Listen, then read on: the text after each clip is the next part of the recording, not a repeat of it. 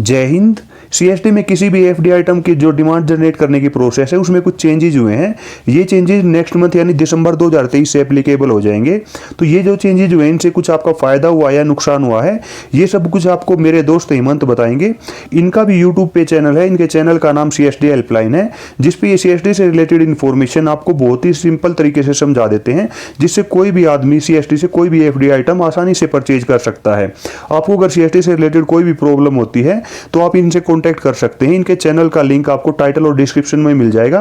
तो इनके channel CSD helpline पे एक बार जरूर विजिट करें, आपको इनका कंटेंट अच्छा लगेगा। तो चलिए वीडियो को शुरू करते हैं और देख लेते हैं कि सीएसडी डिमांड प्रोसेस में क्या चेंज हुआ है।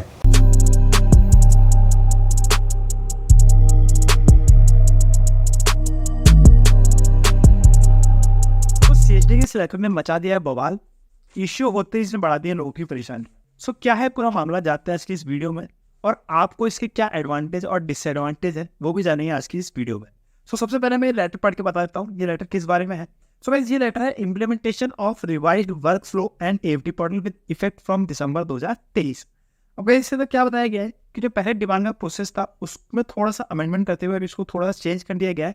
वो चेंजेस क्या क्या है वो इसके अंदर पूरा मेंशन किया गया है। सो सबसे पहले इसके अंदर बताया गया है कि demand will be placed bye beneficiary without making payment.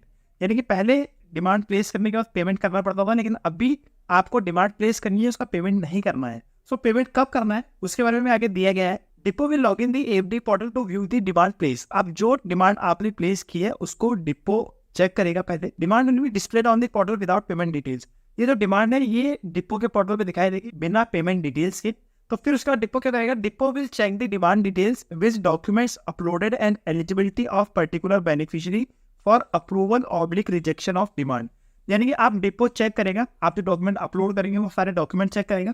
उसके बाद जिस पर्टिकुलर प्रोडक्ट के लिए आपने डिमांड प्लेस की है आप उसके लिए एलिजिबल है या नहीं है वो भी डिपो चेक करेगा। सो अगर आप उस प्रोडक्ट के लिए एलिजिबल होते हैं और आपके डॉक्यूमेंट अगर एकदम करेक्ट पाए जाते हैं तो वहाँ पे प्रोसीड टू पे का एक टैब होगा, जिसके ऊपर डिपो क्लिक करेगा तो आप एलिजिबल हो जाएंगे उस प्रोडक्ट को परचेज करने के लिए। और अगर आप एलिजिबल नहीं होते तो वहाँ पे रिजेक्ट का भी ऑप्शन होगा, जिस पर क्लिक करने के बाद आपकी जो डिमांड है वो रिजेक्ट कर दी जाएगी। सो अगर आपकी डिमांड वहां से अप्रूव हो जाती है तो उसके बाद आपके पास पेमेंट का एक ऑप्शन आएगा जहाँ पे बेनिफिशियरी को क्लिक करके पेमेंट करना है। एक बार पेमेंट हो गया तो उसके बाद आपकी डिमांड जो है वो प्रोसेस में चली जाएगी। फिर डिपो आपका जो सप्लाई ऑर्डर है उसको रिलीज करेगा। जितने भी पेमेंट होंगे डिमांड को लेकर वो सारे बेनिफिशियरी के सेल्फ अकाउंट से पेमेंट होने चाहिए। थर्ड पार्टी पेमेंट जो है वो एक्सेप्टेड नहीं होगा। थर्ड पार्टी का मैंने पहले ही बताया और अभी फिर बता रहा हूँ कि जिसके नाम से डिमांड प्लेस की जाती है उन्हीं के अकाउंट से पेमेंट जाना चाहिए। Mother, sister, brother, wife, daughter, son, किसी के भी अकाउंट से अगर पेमेंट किया जाता है तो वो वैलिड नहीं है। सिर्फ अकाउंट होल्डर, डिमांड प्लेस जिसके नाम से की जा रही है उन्हीं के सेल्फ अकाउंट से ये पेमेंट होना चाहिए। ध्यान रखें, सेविंग अकाउंट या सैलरी अकाउंट चल सकता है, करंट अकाउंट भी नहीं होना चाहिए। अगर करंट अकाउंट होता है तो भी वो थर्ड पार्टी पेमेंट में ही काउंट किया जाता है। ये चेंज में कभी 1 दिसंबर 2023 से लागू हो जाएंगे। इसके अलावा कोई भी चेंजेस यूआरसी और डीलर के लेवल पर नहीं है। जो सेम प्रोसीजर पुराना वाला है वही चलता रहेगा।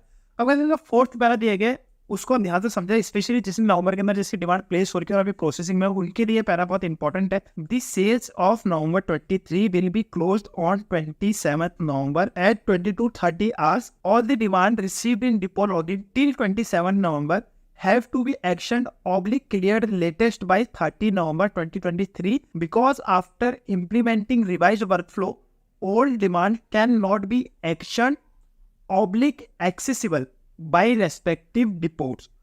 This said procedure goes with everyone nominated URCs and they may please be informed to clear all demands from their login latest by 30th November 2023. So इसके अंदर क्लियर बता दी गया है कि 27 को नवंबर मंथ की सेल जो है वो क्लोज हो जाएगी।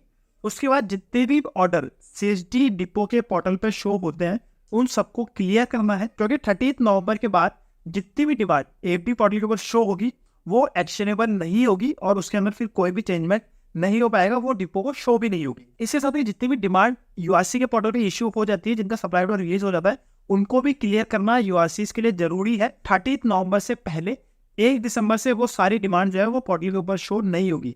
तो बस ध्यान रखें, जिसने भी डिमांड प्लेस कर रखी है और जिनका भी सप्लाई ऑर्डर प्रोसेसिंग में है वो 30 नवंबर तक अपना जो एलएस ऑर्डर है उसको करेक्ट कर ले। 30 नवंबर के बाद अगर आप करेक्ट करने जाते हैं तो हो सकता है आपकी डिमांड वहाँ शो ना हो, और आपका पेमेंट जो है वो सीएसडी डिपो के ऊपर फंस जाए। यहाँ पे मैं आपको एक सजेशन देना चाहूंगा कि 25 नवंबर के बाद आप डिमांड प्लेस ना करें। उसके बाद नेक्स्ट मंथ में दिसंबर 23 में जब ये चेंजेस सीएसडी पोर्टल में हो जाते हैं उसके बाद ही डिमांड प्लेस करें, क्योंकि 27 को अगर आप डिमांड प्लेस करते हैं तो हो सकता है आपकी 30 नवंबर तक जो है डिमांड कंप्लीट ना हो, सप्लाई ऑर्डर आपका रिलीज ना हो, क्योंकि 30 नवंबर तक डिमांड बनना आपका फिर बहुत ही मुश्किल होगा। गैस पैरा 5th है, The sale of December will likely to be resumed on 4th December 23 Monday after go live the revised workflow. So guys next month में जो दिसंबर की सेल ओपन होगी वो 4 दिसंबर तो ओपन हो सकती है, 4 दिसंबर को मंडे है, विथ रिवाइज वर्कफ्लो। जो रिवाइज वर्कफ्लो होगा यानी जो इम्प्लीमेंटेशन होंगे उसके बाद। अब इसी लेटर के अंदर करंट वर्कफ्लो और रिवाइज वर्कफ्लो भी दिया गया है जिसके बारे में आपको बता देता हूँ। सो गाइस अभी जो करंट वर्कफ्लो है वो क्या चल रहा है, सबसे पहले यूजर को रजिस्ट्रेशन करना होता है, रजिस्ट्रेशन का अप्रूवल एक दिन के अंदर आ जाता है। जो अप्रूवल आपको मिलता है SCPL यानी कि स्मार्ट चिप प्राइवेट लिमिटेड से।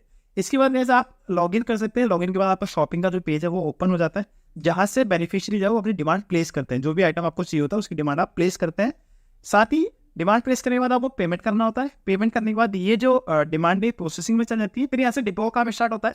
डिपो क्या करता है, उस डिमांड का वेरिफिकेशन करता है, अगर कोई भी उसमें कमी लगती है या फिर कोई पेमेंट रॉन्ग हो जाता है तो उसमें वो उसको रिजेक्ट कर देते हैं। अदरवाइज वो क्या करते हैं, सप्लाई ऑर्डर रिलीज कर देते हैं। सप्लाई ऑर्डर रिलीज करने के बाद बेनिफिशियरी को यूआरसी में विजिट करना होता है। यूआरसी में विजिट करने के बाद यूआरसी जो है वो उनके डॉक्यूमेंट वेरीफाई करती है, अगर सब कुछ ओके होता है, पेमेंट एकदम वेरीफाई हो जाता है, तो वो उनको सप्लाई ऑर्डर हैंडओवर कर देती है। सो ये था एग्जिस्टिंग वर्कफ्लो। अब इसके अंदर क्या चेंजेस किए गए और जो प्रपोज्ड वर्कफ्लो है वो कैसा होगा वो भी यहाँ पे दिया गया है। So first step user registration ही होगा, उसके बाद अप्रूवल आएगा SCPL से जो कि एडमिन करता है स्मार्ट चिप प्राइवेट लिमिटेड के अंदर। उसके शॉपिंग पेज ओपन हो जाएगा। अभी अब एक फिल्टर ऑप्शन मिलेगा आपको, जिस आइटम के लिए आप एलिजिबल होंगे आपको सिर्फ वही आइटम यहाँ पे शो होंगे। जस्ट सपोज कि आपने कार पहले परचेज की है, आप वापस से अगर FD पोर्टल के ऊपर लॉगिन करते हो तो आपको कार शो नहीं होगी, क्योंकि कार आप ऑलरेडी परचेज कर चुके हैं, अब आप उसके लिए एलिजिबल नहीं है। मैं इसीलिए कंफर्मेशन तो नहीं दे सकता, लेकिन ब्रैकेट में जिस तरह से ये दिया गया है उसके अकॉर्डिंग मैं आपको यहाँ पे समझा रहा हूँ। इसके बाद placement of demand without payment by beneficiary, इससे आपकी जो डिमांड है वो प्लेस हो जाएगी, पेमेंट आपका यहाँ पे नहीं होगा जब तक कि डिपो आपके डॉक्यूमेंट वेरीफाई नहीं कर लेता और आपकी एलिजिबिलिटी क्राइटेरिया को चेक नहीं कर लेता। तो अगर इसके बाद डिपो में जाएगा, डिपो यहाँ पे आपका वैलिडेशन चेक करेगा। वैलिडेशन में अगर कोई भी कमी लगती है, हो सकता है आप एलिजिबल ना हो या फिर जिस प्रोडक्ट के लिए आपने डिमांड प्लेस की है उसको आप पहले ही परचेज कर चुके हो, तो इस केस में डिपो आपकी डिमांड रिजेक्ट कर देगा। अब यहाँ पर अगर आपकी डिमांड रिजेक्ट हो जाता है आपको कुछ भी नहीं करना, अब आप उस आइटम के लिए अप्लाई नहीं कर सकते। लेकिन अगर आपका सब कुछ ओके होता है, आप एलिजिबल होते हैं उसके लिए, तो आपकी जो डिमांड है वो वहाँ पे अप्रूव हो जाएगी। अब अप्रूव होने के बाद आपके पास पेमेंट बटन आएगा जिसके ऊपर आप क्लिक करके पेमेंट कर सकते हैं। गाइस लोन पेमेंट भी आपसे आपको तभी करना है, क्योंकि गाइस अभी तक क्या चल रहा था कि आप लोन पेमेंट पहले CSD हेड ऑफिस के अंदर ट्रांसफर करवा देते थे, उसके बाद आपकी डिमांड प्लेस होती थी। तो अब ये नहीं करना है, पहले आपकी डिमांड प्लेस होगी, डिमांड प्लेस होने के बाद पेमेंट का ऑप्शन आ जाएगा। पेमेंट का ऑप्शन आने के बाद ही आपने लोन का पेमेंट भी करना है, और अगर आप अपने सेल्फ अकाउंट से पेमेंट करना चाहते हैं तो वो भी आपका उसके बाद ही होगा। अगर आपका यहाँ पे पेमेंट होने के बाद आपकी जो डिमांड है वो प्रोसेसिंग में चल जाएगी। प्रोसेसिंग में जाने के बाद डिपो वहाँ पे पेमेंट वेरीफाई करेगा, पेमेंट वेरीफाई करने के बाद वो आपका जो सप्लाई ऑर्डर है उसको रिलीज कर देगा। रिलीज करने के बाद ये URC के पोर्टल पर अपलोड हो जाएगा। इसके बाद बेनिफिशियरी को जाओ वहाँ पे URC में विजिट करना है, URC वहाँ पे पेमेंट का वेरिफिकेशन करेंगे थर्ड पार्टी पेमेंट को लिए, क्योंकि थर्ड पार्टी पेमेंट एक्सेप्टेड नहीं है। अगर आपका पेमेंट ओके होता है तो आपको सप्लाई ऑर्डर इशू कर दिया जाएगा, जिसके बाद आप वो प्रोडक्ट जो है वो डीलर के पास जाके परचेज कर सकते हैं। अब अगर जो ये वर्कफ्लो इंप्लीमेंट हुआ है इसका आपको क्या एडवांटेज है और क्या डिसएडवांटेज है उसके बारे में बात कर लेते हैं। तो अगर एडवांटेज की बात करो तो बेनिफिशियरी को यहाँ पे कोई खास एडवांटेज इसमें नहीं है। हाँ इतना है कि अब आपका पेमेंट जो है वो डिपो के अंदर नहीं फंस सकता अनलेस अगर आप थर्ड पार्टी पेमेंट नहीं कर देते। क्योंकि पहले क्या होता था कि काफी लोग जो वो पहले पेमेंट कर देते थे, ऑब्वियसली बात है कि डिमांड प्लेस होते उनका पेमेंट हो जाता था। तो इसमें क्या होता था, अगर बाई चांस उनके डॉक्यूमेंट कंप्लीट नहीं होते या वो एलिजिबल नहीं होते उस प्रोडक्ट के लिए, तो उनका जो पैसा वो CSD डिपो के अंदर फंस जाता था। उसके बाद उनको रिफंड देना पड़ता था, जो कि 3 महीने के अंदर आता था। अब इसमें यह फायदा हो गया कि अब आपका पेमेंट नहीं फंसेगा, डिपो जो है वो पहले आपके डॉक्यूमेंट वेरीफाई कर लेगा, आपका एलिजिबिलिटी क्राइटेरिया वेरीफाई कर लेगा। अगर आप उसके लिए एलिजिबल होते हैं तो ही आपका आगे का प्रोसेस होगा, अदरवाइज आपकी जो डिमांड है वहीं पे कैंसिल हो जाएगी। इसके बाद आपको कुछ भी करने की जरूरत नहीं है। सो इस चीज का बेनिफिट है कि आपका पैसा CSD डिपो के अंदर नहीं फंसेगा जब तक आप थर्ड पार्टी पेमेंट नहीं करते। इसके अलावा आपको एडवांटेज तो मुझे लगे नहीं। अगर डिसएडवांटेज की बात करो तो डिसएडवांटेज इसमें यही है कि प्रोसेस अभी थोड़ा सा और लंबा हो गया है। पहले आपको डायरेक्ट डिमांड प्लेस करके पेमेंट करके आपका जो CSD डिपो है वो LS ऑर्डर रिलीज कर देता था, लेकिन अब ऐसा है कि पहले CSD डिपो इसका अप्रूवल देगा, अप्रूवल देने के बाद आप पेमेंट करेंगे, पेमेंट करने के बाद फिर आपका ऑर्डर जो प्रोसेसिंग में जाएगा, फिर डिपो उसको रिलीज करेगा।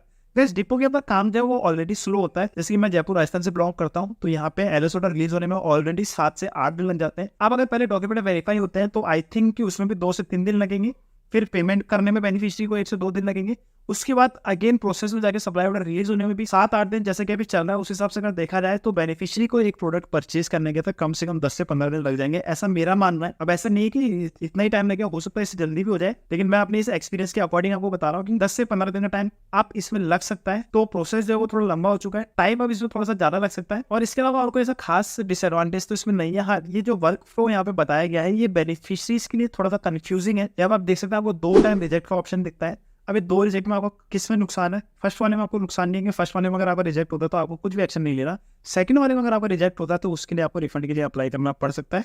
रिफंड का प्रोसेस थोड़ा सा लंबा है, उसके ऊपर मैंने वीडियो भी बना रखी है। अगर इनकेस आप रिफंड के ऊपर वीडियो देखना चाहते हो तो आप ऊपर आई बटन में क्लिक करके देख सकते हैं। तो आज की वीडियो में यहीं पे एंड करता हूँ। आप मुझे बताना आपको ये वीडियो कैसी लगी, क्या आपको इसके एडवांटेज लगे, क्या आपको इसके डिसएडवांटेज लगे इस वीडियो के अलावा, तो इसके लिए आप मुझे कमेंट कर सकते हैं। साथ ही CHD से रिलेटेड किसी भी इश्यूज के लिए, किसी भी टेक्निकल सपोर्ट के लिए आप मुझे कांटेक्ट कर सकते हैं CHD हेल्पलाइन के टेलीग्राम और व्हाट्सएप चैनल को ज्वाइन करके। सो मैं आपसे जल्दी ही मिलता हूँ नेक्स्ट वीडियो में, तब तक के लिए bye, see you, take care, be healthy and be safe. जय हिंद, जय Bharat. Thanks for watching this video guys.